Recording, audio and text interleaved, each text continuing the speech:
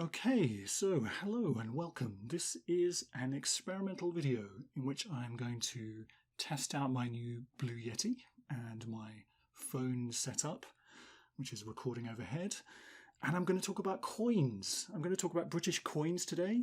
I know a lot of people, Americans, Europeans, they come over here and they get a little bit confused about our coinage because it's different to what you're used to.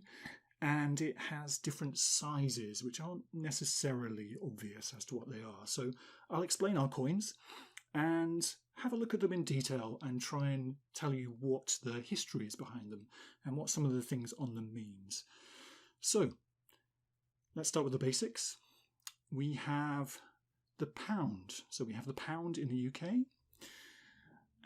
Here it is. Here is our pound coin. So there you go. It's our pound coin. It has £1 in writing and it has various symbols of the UK. So you can see it has the Scottish thistle, the Welsh leek. That's the Tudor rose, so that's the royal symbol. And on the right hand side it has the clover, which of course is for Northern Ireland. I'll just put this down. So we have the pound, and in a pound there are pennies, so 100 pennies, and that's 1 penny. You see it says 1 penny with a 1 on it. So on currency exchanges you often see the pound listed as GBP, which stands for Great British Pound. Now of course we're actually the United Kingdom.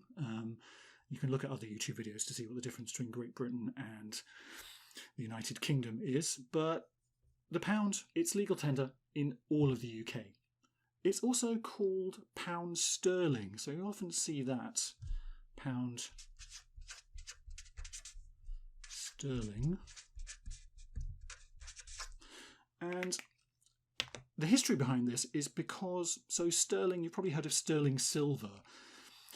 Now, back in the really old times, so back in Anglo-Saxon times, pennies were actually worth quite a bit of money. Obviously inflation has meant that 1 penny, 1 pence these days is really worth nothing. Back in Anglo-Saxon times, so more than 1,000 years ago, pennies were made out of silver.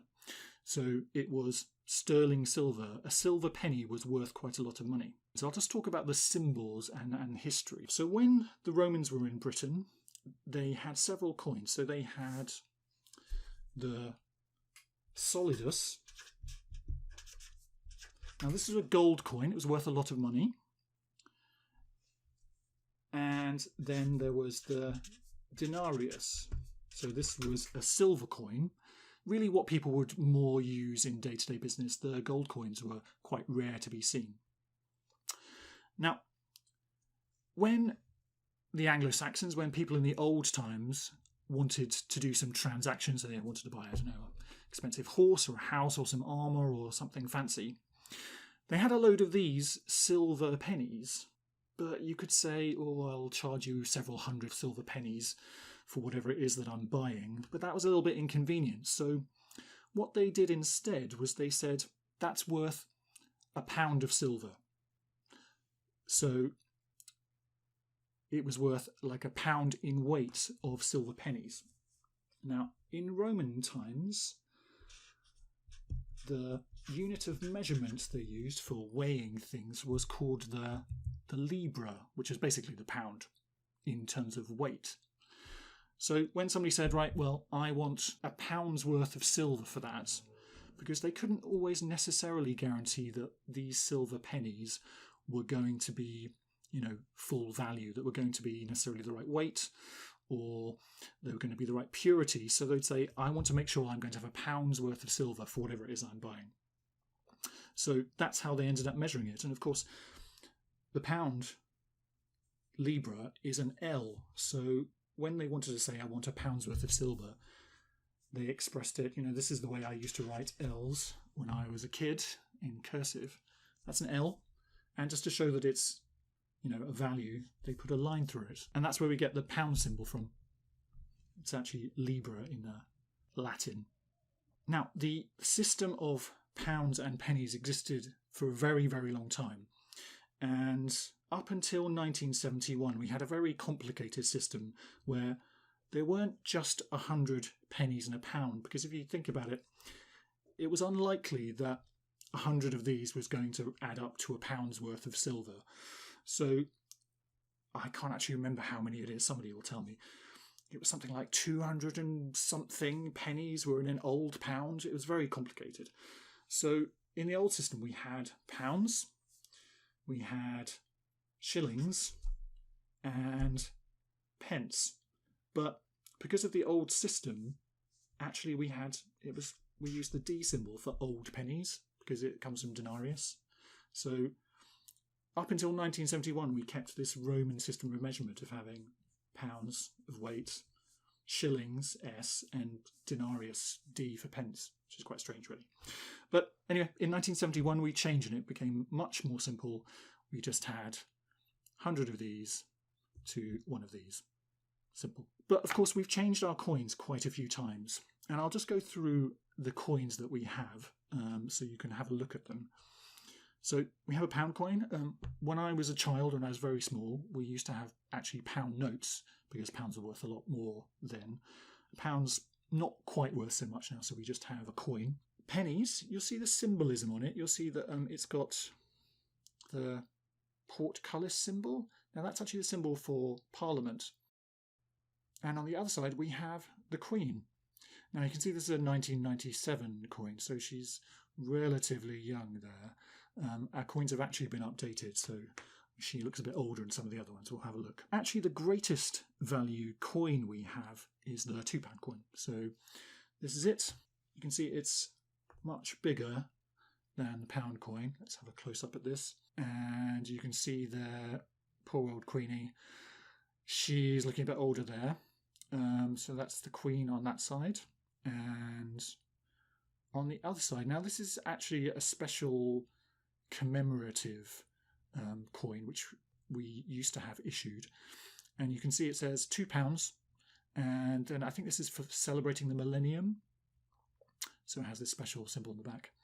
Now you notice it says £2. I think a lot of foreign people get quite confused by this, because rather than having numbers like it does in lots of other people's coins, particularly in euros, it has it in words, and it does mean that if you're a tourist you have to speak English enough to know what two means, because otherwise you're not going to have any clue what this actually is. Since we're talking about euros, actually I thought I would just show you a euro to compare. This is a euro coin, and you can see it's a bit more helpful because it's got one, symbol that most people would recognise, and €1 on it. Looks quite similar to the pound coin, as you can probably see. So both of them have this yellow outside and silver middle bit.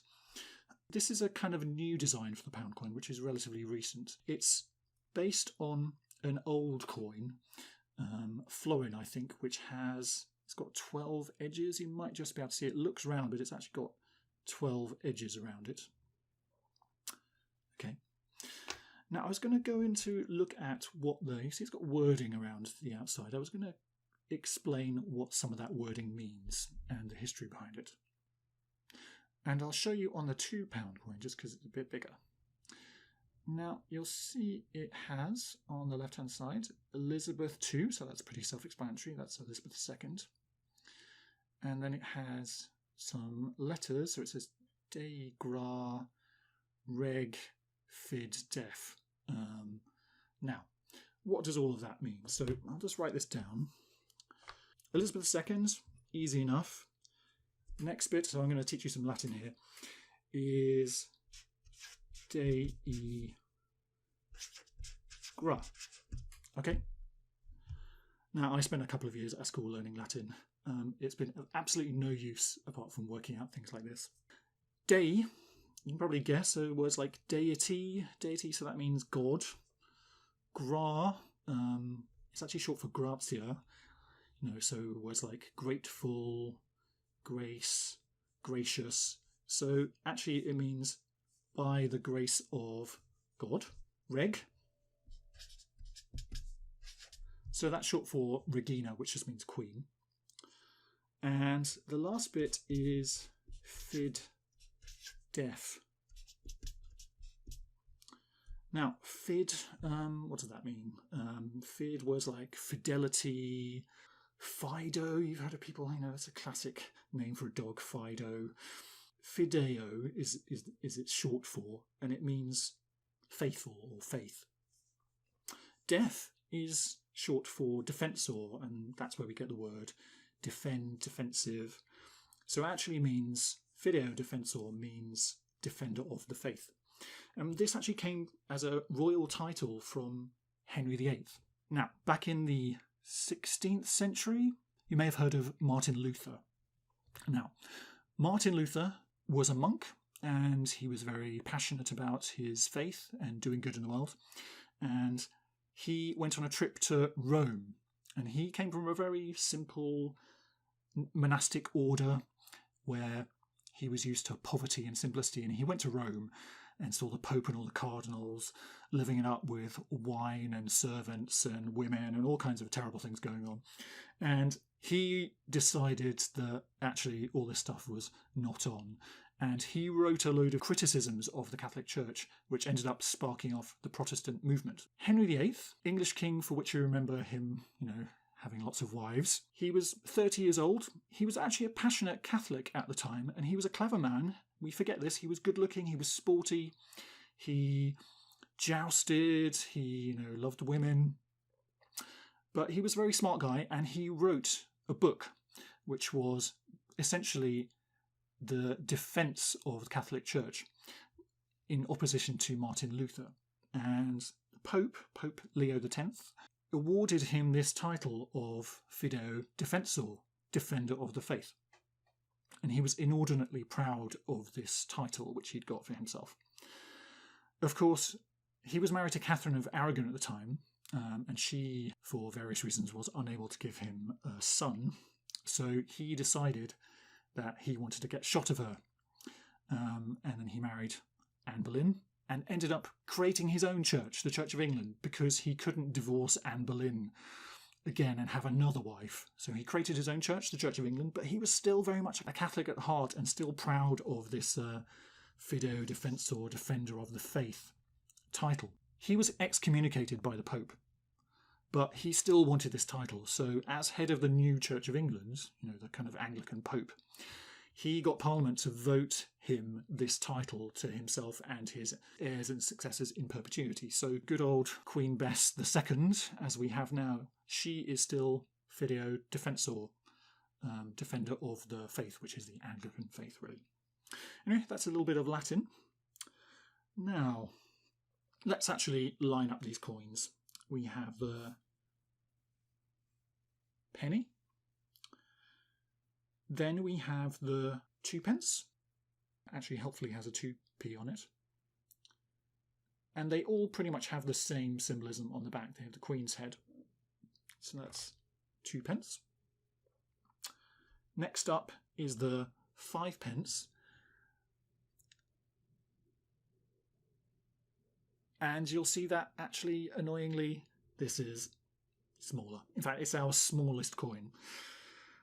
The reason that we have different coins is because all of these coins came in at different times. So we had the penny, this is the new pence from the 1970s, and then the 2p. There was a 5p, which was the size of the old shilling, but we decided to make it smaller. Confusing, I know. Next up is the 10p. Let me find it. Here's the 10p piece. So, Queen on the back. So, and this actually has the lion. It's quite nice, the Lion of England. Okay, it's got 10 on it. Next is the 20p coin. And this is a little bit more unusual, as it's got, you'll see it's got actually 7 sides, a heptagon. This is one from 1984. So the 20p is actually probably our newest coin in terms of value. I don't think they had them when I was a tiny child. But, see, 20p, smaller than the 10p. Yes, annoying. But next we have the 50p piece. Here it is. Now here you'll see it's got this figure of Britannia. Britannia is a figurehead, not really a goddess, She was a sort of mythical figure who has represented Britain, the British Isles, since Roman times, I think. So there she is, Britannia, with her sword, and she's sitting on a lion, 50 pence, and it's got good old Queenie on the other side, and those same letters. This is from 1997. And then, as we've already discussed, we have the pound coin and the £2 coin. I'll just show you something else, right? So these are actually older kinds of coins. We actually have a new set, but these ones are still valid. I'll just show you this one. So this is a 20 pence, looks just like the other one, but you'll see it has a different thing on the other side. It's got some cars. Now, this older set of coins, they often had commemorative things or special things on the other side. This one, you'll see it actually says Isle of Man, 1996. And the cars on the back refer to the rally that they have on the Isle of Man. Now, remember what I said about GBP, so Great British Pound? This one is actually from the Isle of Man. The UK consists of England, Wales, Scotland and Ireland, but we also have all of the smaller islands, like the Isle of Man and the Channel Islands, Jersey and Guernsey. And this is one of them. This has found its way into my pocket from the Isle of Man, but it's still valid. These were made up until, I think, about 2011, when we started to have a new set. And they look very similar. You'll see they're a little bit more shiny. So that's the 1. That's the 2. That's the 5. And 10. And the 20 pence. Now, this is the new pound coin. It's quite new. This one I've got here is from 2018, actually. It was introduced very recently. Until a couple of years ago, this was the pound coin. Looks similar. It's almost the same size. It's a round coin. It has a queen on it, the standard words, but on the back there were lots of different designs. So there were designs for each of the different kingdoms of the UK. So there was, I think it was a leek for Wales, a thistle for Scotland, and there were various commemorative different ones issued for different purposes. And one of the problems with this is that there were so many of these in circulation with lots of different things on them that it became quite easy to fake. This is quite a simple coin. And the Treasury discovered, I think, that, I don't know, something like 30% of coins, certainly millions of pounds worth of these, were actually fake. Now, they have this sort of protective measures on the side. It's got, like most coins have, it's got this sort of ridging. And it's also got, I think you can see it says Decus et tu tamen. Now, what the hell does that mean? Okay, right, I'll just get rid of these older coins. Okay, Decus et